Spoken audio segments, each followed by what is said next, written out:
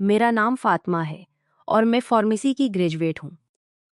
میری زندگی سبتی ہی میری زندگی کا سب سے بڑا خواب ایک عظیم مستقبل بنانا تھا۔ میں ہمیشہ سوچتی تھی کہ میں اپنے اہل خانہ کی مدد کروں گی کیونکہ ان کی مالی حالتیں اچھی نہیں تھیں۔ چھوٹی عمر سے ہی میں نے خود انحصاری کا راستہ اپنایا۔ میرا مقصد یہ تھا کہ میں ان پر سے اپنے ذاتی اخراجات کا بوجھ کم کروں، خود کھڑی ہوں اور ان کی بھی مدد کروں۔ اسی لیے میں نے پڑھائی پر توجہ دی، محنت کی اور لکھا تاکہ اللہ مجھ پر کرم کرے اور میں اپنی منزل تک پہنچوں۔ اور میں نے کالج میں داخلہ لیا، بہت کوشش کی اور 2004 میں فارمیسی کالج سے پاس ہو گئی۔ گریجویشن کے بعد میں نے پہلی بار گھر سے باہر نکلنے کا فیصلہ کیا۔ میں مراکش کے ایک خاندان سے تعلق رکھتی تھی اور وہاں رہتی تھی۔ میں دارالحکومت رباط گئی تاکہ اپنا مستقبل بناؤں، اپنی راہ خود چنوں اور کامیابی کی پہلی سیڑھی چڑھوں۔ میں نے ایک فلیٹ کرایہ پر لیا، سفر کیا اور کہا کہ اب میں صفر سے شروع کروں گی۔ نوکری کی تلاش میں لگی اور خوش قسمتی سے جلد ہی مجھے ایک اچھی نوکری مل گئی، الحمدللہ۔ لیکن دنیا ہمیشہ انسان کے ساتھ ہنستی نہیں رہتی۔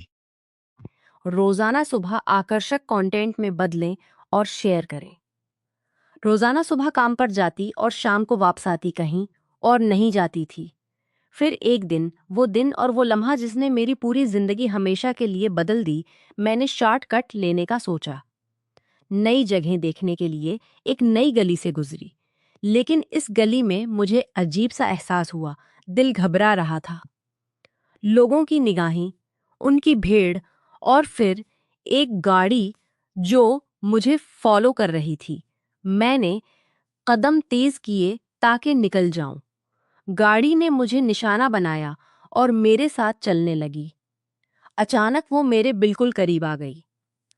انہوں نے مجھ سے بے ہودہ اور گھٹیا باتیں کی۔ میرا دل پاؤں میں آ گیا۔ میں بھاگنے لگی اور تیز چلنے لگی۔ وہ بھی بالکل پاس تھی۔ انہوں نے مجھے زبردستی اندر کھینچ لیا۔ گاڑی میں ایک ڈرائیور تھا جس نے سیاہ چشمہ پہنا ہوا تھا اور 2 آدمی پیچھے بیٹھے تھے۔ اس لمحے مجھے سب کچھ سمجھ آ گیا۔ چند ہی منٹوں میں سب کچھ کھو بیٹھوں گی، میری عزت، میرا وقار، میری پاکیزگی، وہ سب جو ایک لڑکی کے لیے سب سے قیمتی ہوتا ہے، خاص طور پر ایک اچھے اور غریب گھرانے کی بیٹی کے لیے جس کا واحد مقصد کامیاب ہونا تھا۔ گاڑی میں بیٹھتے ہی میں چیخنے لگی، پکارنے لگی میں بیٹھتے ہی کہ مجھے چھوڑ دو۔ ان سے اچھے گھرانے لگی کہ مجھے چھوڑ دو، میں اچھے گھرانے کی بیٹی ہوں، حرام ہے یہ کام۔ میں کچھ نہیں چاہتی اپنی عزت کے سوائے عزت کے ساتھ جینے کے، مجھے زمین پر اتار دو۔ میں فارمیسی کی ڈاکٹر ہوں، محترمہ ہوں، رات کی لڑکی نہیں ہوں۔ کوئی اور تلاش کر لو جو تمہارے جیسے لوگوں کے لیے موزوں ہو، لیکن ان کے لیے میری باتوں کی کوئی وقت نہ تھی۔ ان میں نہ اخلاق تھا، نہ ضمیر، نہ دین، نہ کوئی احساس۔ جب مجھے یقین ہو گیا کہ میرا رونے پکارنے سے کچھ نہیں ہوگا، تو میں نے راستہ دیکھنا شروع کر دیا۔ دل کی دھڑکنیں گننے لگی۔ ایک نے دیکھ لیا اور کہا گاڑی روکو۔ جب رکی تو اس نے پوچھا تم راستہ اتنی غور سے کیوں دیکھ رہی ہو؟ میں نے جواب نہ دیا۔ پھر اس نے کالی پٹی لائی اور میری آنکھیں بند کر دیں۔ اسی میں مصروف رہی۔ جب ہم پہنچے دل کی دھڑکنیں گن سے اتار کر ایک ویران لپنان میں گئے۔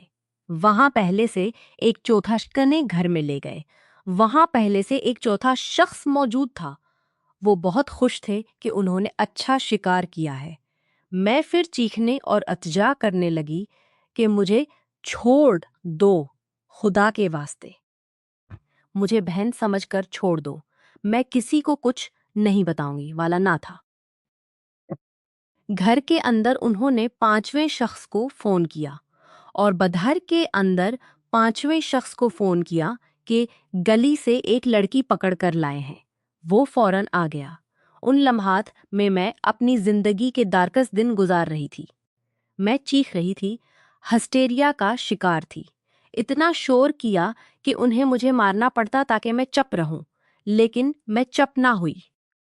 انہوں نے مجھے ایک کمرے میں لے جا کر 5 نے باری باری مجھ پر زیادتی کی، بغیر کسی جذبے کے، بغیر ضمیر کے، بغیر کسی مردانگی کے۔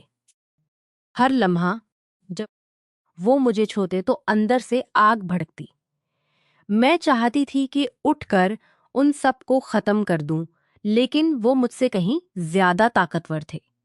میں صرف چیخ سکتی تھی اور وہ کبھی نہیں سیر ہوتے تھے۔ لگتا تھا جیسے وہ کسی بیماری کا شکار ہیں یا فحش فلمیں دیکھ کر آتے ہیں اور پھر واپس آتے ہیں۔ 3 دن تک یہ سلسلہ چلتا رہا۔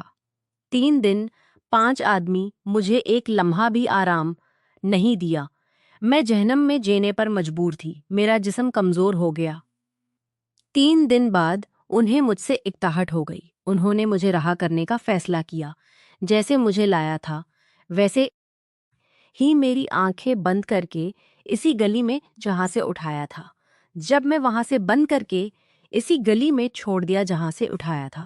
جب میں وہاں سے باہر نکلی تو مجھ میں نہ عزت بچی تھی نہ وقار۔ سب کچھ ایک پل میں ختم ہو گیا تھا، میرا مستقبل، میری زندگی، سب۔ لیکن اہل خانہ کا خیال آیا۔ ان کی آنکھوں میں منہ کیسے دکھاؤں گی؟ انہیں بتاؤں گی کہ تمہاری بیٹی کی عزت کیسے چھین لی گئی۔ میں چاہتی تھی انصاف کروں، اپنا حق، ان کا حق اور پورے ملک کا حق۔ اس لیے میں نے سوچا کہ کپڑے بدل کر، منہ دھو کر فوراً پولیس کے پاس جاؤں اور رپورٹ درج کراؤں۔ میں پولیس اسٹیشن گئی اور سب کچھ بتا دیا، لیکن انہوں نے کہا ہمیں مجرمین کے نام چاہیے، ان کی تفصیلات، کوئی نشانی۔ میں نے کہا میں صرف وہ جگہ بتا سکتی ہوں جہاں سے مجھے اٹھایا گیا تھا، نام نہیں جانتی۔ اگر نام جانتی تو خود ہی ان کے پاس چلی جاتی۔ میں اس لیے آئی ہوں کہ تم میرا حق دلاؤ، میں اس لیے تم میرا حق دلاؤ۔ وہ کہنے لگے بغیر معلومات کے ہم کچھ نہیں کر سکتے۔ میں وہاں سے بہت ٹوٹی ہوئی اور برباد ہو کر نکلی۔ سوچا کہ وکیل سے رجوع کروں۔ ایک بڑے وکیل سے ملاقات کی۔ انہوں نے بھی وہی بات دہرائی کہ نام اور سراغ چاہیے۔ میں اور بھی مایوس ہو گئی۔ کیا قانون خود میرا حق نہیں دلا سکتا؟ قانون کو چاہیے تھا کہ وہ انہیں تلاش کرے۔ میں تو ایک کمزور عورت ہوں، لیکن اپنی کمزوری کے باوجود میں نے اپنی ساری طاقت اکٹھی کی۔ میں نے خود سے کہا کہ میں خود اپنا حق لوں گی، میں خود اپنی کھوئی ہوئی عزت واپس لاؤں گی، میں خود اپنی کھوئی ہوئی واپس لاؤں گی۔ مجھے سوائے اپنے آپ کے کوئی نہیں سمجھے گا۔ جب پولیس اور قانون بے بس ہیں تو مجھے خود ہی کوئی راستہ تلاش کرنا ہوگا۔ میں نے سوچنا شروع کیا جیسے میں خود ایک پولیس آفیسر ہوں۔ میں آخری جگہ یاد کر کے دل کی دھڑکنیں گنتے ہوئے واپس اس جگہ گئی جہاں مجھے لے جایا گیا تھا۔ کئی گھنٹے لگے، لیکن میں اس ویران گھر تک پہنچ گئی۔ میں نے اس کے چاروں طرف چکر لگائے تاکہ کوئی نمبر یا پتہ مل جائے۔ آخر کار مجھے ایک ڈاک خانے کا نمبر ملا۔ آخر کار ایک ڈک جاننے والا تھا۔ اب مجھے ایک بجلی کا بل جمع کرنے والا جاننے والا تھا۔ میں نے اسے فون کیا اور کہا کہ ایک لڑکا پرپوز کر رہا ہے اور اس نے مجھے یہ پتہ دیا ہے۔ میں اس کے گھر والوں کے بارے میں جاننا چاہتی ہوں تاکہ یقین ہو جائے کہ وہ سچ بول رہا ہے یا نہیں، کیونکہ شادی کا معاملہ ویا ہے۔ اس نے فوراً ہاں کر دیا۔ کچھ دن بعد اس نے مجھے بتایا کہ یہ گھر مراد نامی لڑکے کا ہے اور اس کا اصل گھر کا پتہ بھی بتا دیا اور تفصیلات بھی دیں۔ میں نے وہ پتہ لیا اور چلی گئی۔ وہاں پہنچ کر میں نے سب سے پہلے وہی گاڑی دیکھی جس میں مجھے لایا گیا تھا۔ مراد وہی شخص تھا جو سیاہ چشمہ لگائے آگے بیٹھا تھا۔ میں نے دروازہ کھٹکھٹایا، ایک شخص نے کھولا۔ میں نے کہا میں مراد کی دوست ہوں اور اس سے کوئی اہم بات کرنی ہے۔ اس نے اندر جا کر مراد کو بلایا۔ مراد نے مجھے دیکھتے ہی گھبرا کر رہ گیا۔ اس کی آنکھیں پھٹی کی پھٹی رہ گئیں۔ وہ گھبراہٹ اور پریشانی میں بات کرنے لگا۔ میں نے اپنی نگاہوں سے اسے پرسکون کیا اور محبت بھری نگاہیں ڈالیں۔ جب وہ بات کرنے آیا تو میں نے اسے سمجھایا مجھے وہ بہت پسند آیا ہے۔ اس دن جب انہوں نے مجھ پر زیادتی کی تھی میں نے اس کے ساتھ بہت اچھا وقت گزارا تھا۔ اب مجھے کوئی خوف نہیں رہا اور میں اس کے ساتھ دوبارہ رابطہ قائم کرنا چاہتی ہوں۔ وہ یقین کر گیا اور بہت خوش ہوا۔ اس نے کہا ٹھیک ہے، میں تجھے لے کر وہی جگہ چلتا ہوں۔ میں نے کہا ٹھیک ہے۔ وہ باہر آیا اور میں انتظار کر رہی تھی۔ ہم گاڑی میں بیٹھے اور اسی مکان کی طرف روانہ ہوئے۔ راستے میں نے اس سے محبت اور دل کو چھونے والی باتیں کی۔ کہا کہ میں نے اس کے سوا کبھی کسی سے ایسا نہیں کیا۔ میں نے سب کچھ بھول دیا ہے اور اب میرا واحد مقصد ہم دونوں کی خوشی ہے۔ جب ہم مکان پہنچے اور اندر داخل ہوئے تو میں نے فوراً اپنے پاس رکھے مرچوں کے سپرے سے اس کے چہرے پر سپرے کر دیا۔ اس کی آنکھوں میں آگ سی بھڑک اٹھی۔ وہ کچھ بھی دیکھ یا بول نہیں سکا۔ میں نے اسے فوراً باندھ لیا اور اس کے سامنے بیٹھ گئی۔ جب وہ ہوش میں آیا تو بولا تم کیا چاہتی ہو؟ میں نے کہا مجھے تم سے کچھ نہیں چاہیے سوائے اس کے کہ تم مجھے ان پانچوں کے نام ایک ایک بتاؤ۔ ان کے خاندان کے نام، پتے اور موبائل نمبر سب بتاؤ۔ وہ انکار کرتا رہا اور بائیں دائیں ہلتا رہا۔ وہ سوچتا تھا کہ میں کمزور ہوں اور صرف ڈرا رہی ہوں، لیکن میں نے چاقو نکالا اور اس کی آنکھوں کے سامنے رکھ کر اسے زخمی کر دیا۔ تب اسے یقین ہوا کہ میں مذاق نہیں کر رہی۔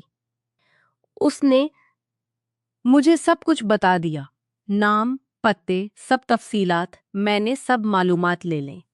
پھر میں نے اس کی شریان کاٹ دی اور اسے خون بہنے کے لیے چھوڑ دیا تاکہ وہ مر جائے۔ میں وہاں سے چلی گئی۔ سونے کے کمرے کی آئینے پر میں نے لکھ دیا 5 میں سے 1۔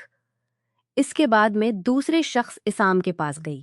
اسام ایک مخصوص چائے کے ہوٹل پر بیٹھتا تھا۔ میں نے اپنی شکل بدل لی، میک اپ کیا اور جیسے کوئی سیلز والی لگ رہی تھی اس چائے کے ہوٹل کے قریب گھومنے لگی۔ موقع پا کر میں نے اس کے چائے میں زہر ملا دیا۔ پھر میں دور کھڑی ہو کر دیکھنے لگی۔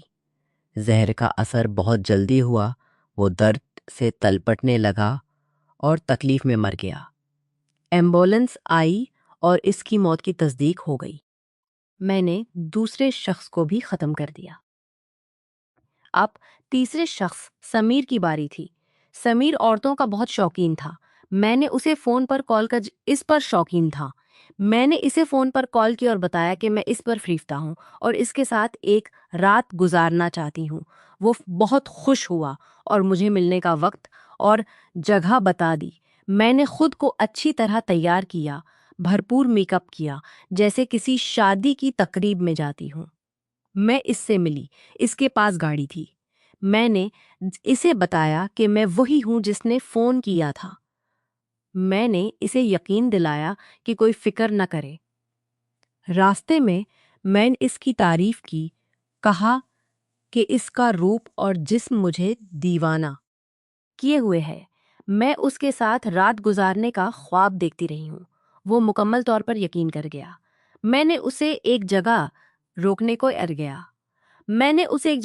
کو کہا جہاں میں نے پہلے سے 2 جریکن پٹرول چھپا رکھے تھے۔ میں اتری، پٹرول کا جریکن لے کر آئی، گاڑی کے دوسری طرف گئی اور کھڑکی پر دستک دی۔ جب وہ مجھے دیکھ رہا تھا میں نے اس کے چہرے پر سپرے مارا۔ جب وہ بے بس ہو گیا تو میں نے پورا پٹرول گاڑی پر ڈالا اور آگ لگا دی۔ میں کھڑی ہو کر دیکھتی رہی کہ وہ گاڑی سمیت جل رہا ہے۔ مجھے بہت بڑی فتح حاصل ہوئی۔ لگا جیسے میری عزت واپس لوٹ رہی ہے۔ میں نے گاڑی کے شیشے پر لکھ دیا 5 میں سے 3۔ کچھ علاقے کے لوگ آئے۔ کچھ دیر بعد علاقے کے لوگ آئے، آگ بجھانے کی کوشش کی اور سمیر کو ہسپتال لے گئے۔ اس وقت وہ مرا نہیں تھا، بلکہ اس کی حالت نازک تھی۔ لیکن پولیس اور نیابت نے تینوں واقعات کو جوڑا، لیکن انہوں دیکھا اور نے پتا چلا کہ 5 لوگ ہیں اور یہ ایک زنجیر وار انتقام ہے۔ انہوں نے ان کے دوستوں میں تلاش شروع کر دی اور باقی 2 کو خبردار کر دیا کہ وہ خطرے میں ہیں، لیکن وہ ان تک نہ پہنچ سکے۔ پھر میں چوتھے شخص خالد تک پہنچی۔ خالد پاگل سا آدمی تھا، شوگر کا مریض، اور رات کے کلبوں اور باروں میں رات گزارتا تھا۔ میں نے اس کے پسندیدہ نائٹ کلب کا پتہ لگایا۔ میں نے کھلا لباس پہنا، بھاری میک اپ کیا جیسے وہاں کی لڑکیاں کرتی ہیں، اور وہاں گئی۔ زیادہ دیر انتظار نہیں کرنا پڑا۔ خالد وہاں موجود تھا۔ میں نے اسے اپنے جال میں پھنسایا۔ وہ بہت زیادہ نشے میں تھا۔ اس نے مجھے دن گزارنے پر راضی کر لیا۔ ہم گاڑی میں بیٹھے۔ گیراج سے باہر نکلنے سے پہلے ہی میں نے دیکھا کہ گیراج خالی ہے۔ میں نے سپرے مارا تاکہ وہ توجہ نہ دے سکے۔ چند سیکنڈوں میں میں نے اسے قابو کر لیا۔ میں نے گاڑی پر 5 میں سے 4 لکھ دیا اور فوراً وہاں سے چلی گئی۔ اسی وقت پولیس کو خالد کی خبر ملی۔ 5واں شخص اس وقت پولیس کو خالد میں موجود تھا، اور سب کچھ کے کچھ عرصہ پہلے ان 5 نے مل کر ایک لڑکی کو اغوا کیا تھا اور اس کی عزت لوٹی تھی۔